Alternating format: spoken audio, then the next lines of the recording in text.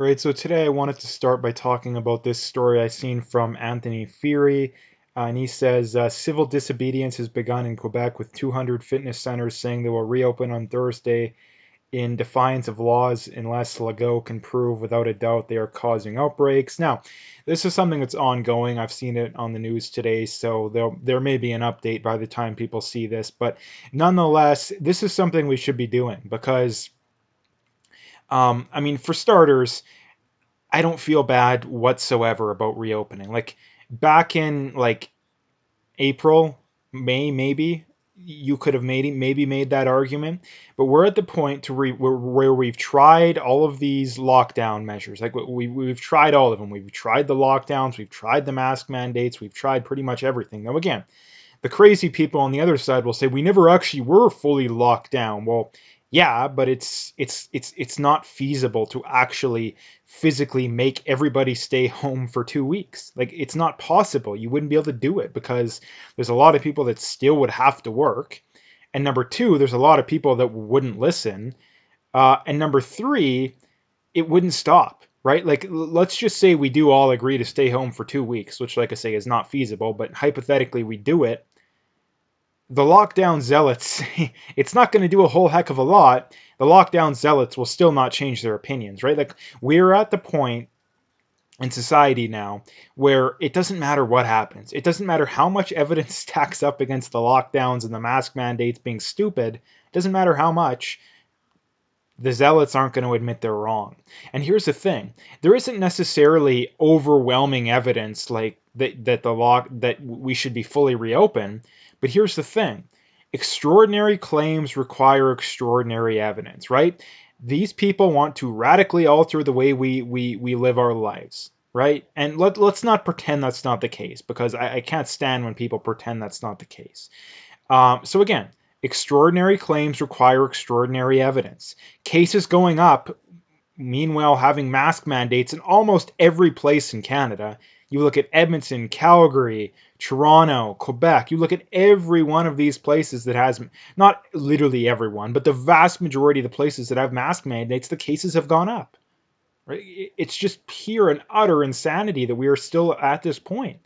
We should be 99% reopened right now. There should be minor restrictions. If you want to have restrictions on nursing homes and stuff to do with old people, I would understand that. But any restrictions whatsoever on the day-to-day lives on younger people, and by young I mean anybody under like 60, is absolute insanity. Like it's absolute insanity. And here's the thing: when we get to the whole civil disobedience thing, if even if let's say 50% of the population said F you, we're not following these stupid rules anymore, they wouldn't be able to enforce it, right? They wouldn't be able to enforce it because the only way that they can maintain this nonsense is if the vast majority of people go along with it. That's the only way they can maintain it. Like that's the only way they can maintain it. Now again, here's the thing: there's a lot of people who I think don't agree with all this garbage, or at the very least are highly questionable about it, but they keep those thoughts to themselves. And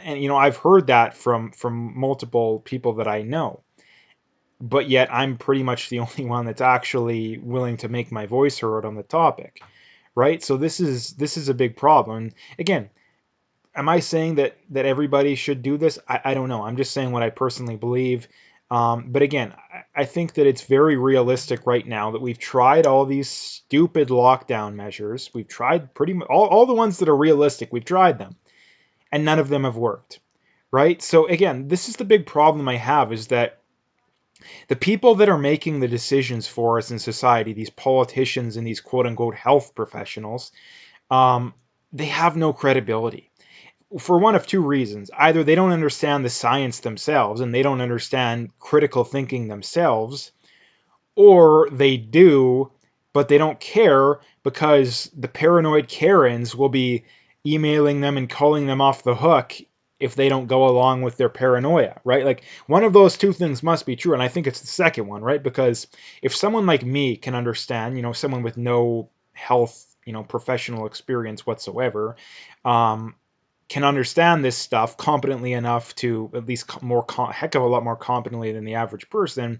then there's no reason these people shouldn't. Like, there's no way they're not aware that there's no actual clinical studies that show that masks work. There's no way they're not aware of that. The only quote unquote studies they point to are the ones that say, hey, Japan had masks and they did pretty good, therefore we should have masks. Right? Like that's just pointing out a correlation and assuming that's causation. That's not how studies work. That's not how science works. Right? And here's the thing. Even if you want to make that argument, at the time, Tam and Fauci were all saying, don't wear masks, you shouldn't be wearing masks, they do more harm than good. Meanwhile, our reason for doing it now is because Japan did it at the same time that Tam and Fauci were saying don't do it. So which one is it? Is Japan right, or are people like Tam and Fauci wrong? Because they both can't be true at once. Either we shouldn't be taking any advice from these health professionals whatsoever. We should be completely, in fact, we should be doing the opposite. Or Japan was right, and the reality is that it's somewhere in the middle, right? I think that the reality is that I think a bigger reason why places like Japan did so well is, number one, they were probably very skeptical of China from day one. Number two, they're a high IQ society. And number three, I think that wearing masks to some degree can help. The problem is the vast majority of people, number one, the cloth masks do not work. The studies very clearly show, I literally made a video about this citing a clinical trial, so no one can debate this. The cloth masks do more harm than good. Most people wear the cloth masks. Therefore, anybody wearing a cloth mask is doing more harm than good. Number two, the vast majority of people don't wear masks properly, even if they're wearing the medical grade ones. If you touch your face, if you touch the mask, if you reuse it without properly cleaning, which again, 99% of people are doing that. Again, 99.9% of people that are wearing masks are either wearing a mask that literally does nothing, or they're not wearing it properly, thus making it completely pointless to do in the first place. So again, I hope that they go as far as they possibly can go with this whole civil disobedience thing, because it's really starting to get old. Like, it's really starting to get old. Anyway, so the next thing to bring up here is from James O'Keefe. And again, he's got more evidence. This time he's literally got someone on camera, on video, admitting to paying to change people's votes to Democrats. Again, and why is this a big story? Because this is clear. This could not be a more obvious and clear piece of evidence that the election's being manipulated, right? The left was all worried about Russia collusion, even though there never was any evidence to back it up in the first place, and any evidence that came out after that just made them look even stupider. Again, but they don't care here. So this is a big problem that things are very volatile right now. I mean, in Canada and in the States. And coming out of the election, I don't think there's any good scenario. I think the best scenario would be if Trump landslides, because I don't think, I mean, here's a prediction that I think I'm very confident in making. If Trump wins, the left and the mainstream media will come up with another conspiracy theory to why he won and how he cheated and all that kind of stuff, even though they have no evidence of it, right? Like, there's clear evidence. And again, they point out, oh, you're just hypocrites. The Republicans cheat too. Well, again, I'm not a big fan of the Republicans or Trump, but the evidence is very clear. Like I say, very clear. James O'Keefe literally has people on video in not just this scenario, multiple different scenarios and people cheating. Like, this could not be more obvious. And again, if the Republicans were cheating, MSNBC and the CNNs of the world would be all over it. And since they're not, I mean, it's safe to assume they're probably not cheating. And again, cheating only appeals to a group of people or an individual who feels like they can't win fair and square. If you're confident in your ability to win fair and square, you don't have an incentive to cheat, because why would you do it? There's very little satisfaction, or there is still some, but not nearly as much as if you win fair and square if you cheat, right? So again, this is going to be a very big thing going forward. And if the Democrats win, and Biden wins, I think it's going to be very crazy, because you have stuff like this going on, and especially if Biden wins by a small amount. I think things could get very hectic, because if Biden wins by a small amount, it's more likely than not that he won because the Democrats cheated, right? So again, things are going to get pretty hectic there. So look out for that. This is from James Woods, and again, he points to a letter here saying this is being sent all over the country to American citizens who have dared to put Trump campaign signs in their yards. And the letters say, "Dear neighbor, you have been identified by our group as being a Trump supporter. Your address has been added into our database as a target for when we attack should Trump not concede the election. We recommend that you check your home insurance policy and make sure it is current and that it is adequate coverage for fire damage. You have been given fair warning. Always remember this is you that started the Civil War." Now again, the first thing to point out here is that you have a lot of people saying that these are fake, that it's not actually these crazy leftists that are sending these. Now again, either way, it's a very bad sign. The first one being, let's just say that it is, the Russians or the Iranians or some foreign, the communist Chinese, any one of those kind of cases. Okay, well, they know that things are very volatile right now and they're exploiting that. So again, like if they didn't feel like things were very volatile, they wouldn't go about sending these.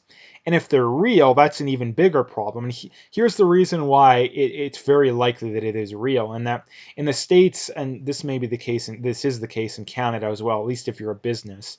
If you donate money to a political candidate, that information can be obtained publicly, right? Now they don't post your name and your address everywhere, but you can search up addresses and find out who, if they gave to someone, right? So you can't directly tie it to an individual, but you can, with a high degree of accuracy, tie it to an individual, right? Because if you have, an address that gave money to Trump, it's safe to assume that the people there support Trump, or at the very least one of them. So that's a very, very scary thing. That, like I say, things are very volatile right now, and no matter what the outcome, I think things are going to be very volatile. And again, why are things so volatile? Well, it's because the mainstream media and social media is letting the left run wild. Like they're letting them do whatever they want. Antifa can riot and loot and burn down businesses. Same goes for BLM. And nobody cares, right? Nobody cares. But you know, if a right winger even jokes about that kind of stuff, they're banned from social media. They're vilified. They're everything, right?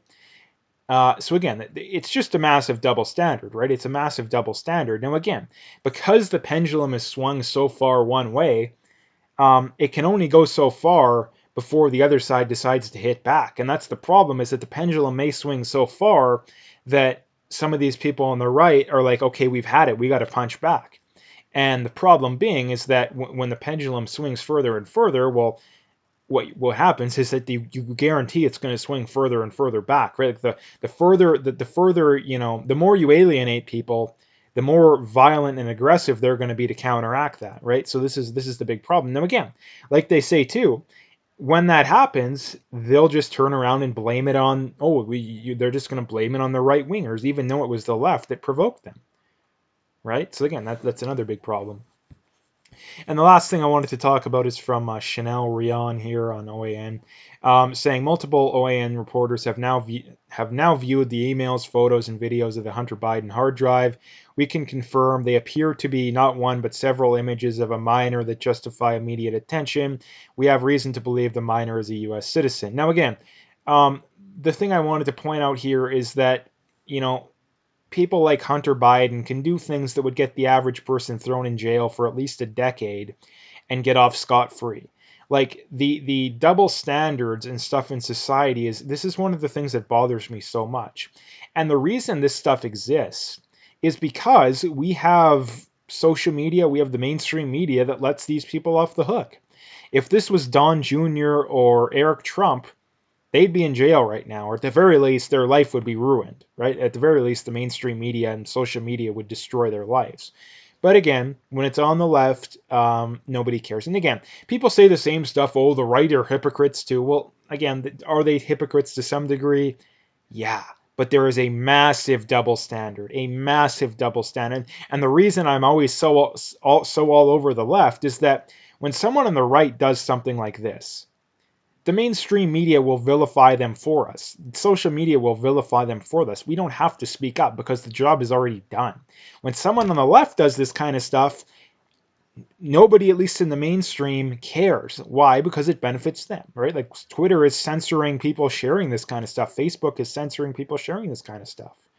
So again, um, the massive double standard is the big problem here. And again, the problem is a lot of people just don't want to speak up. Like, and this is the problem too, that these are the same people that complain about corporate corruption and political corruption and all this kind of stuff, but yet they don't speak up on this kind of stuff. Like, how insane do you have to be to complain about this kind of stuff, but then keep your mouth shut when these horrible instances of this kind of stuff happens? I don't understand how people can justify that in their minds. I really don't. So anyway, that's what I wanted to talk about today. If you liked the video, make sure you hit that like and subscribe if you haven't already. Make sure you follow me on Twitter, BitChute, Parler. If you want to support my work, I got some links in the description for that. Like I said, make sure you hit that like and subscribe if you haven't already, and check out those links below.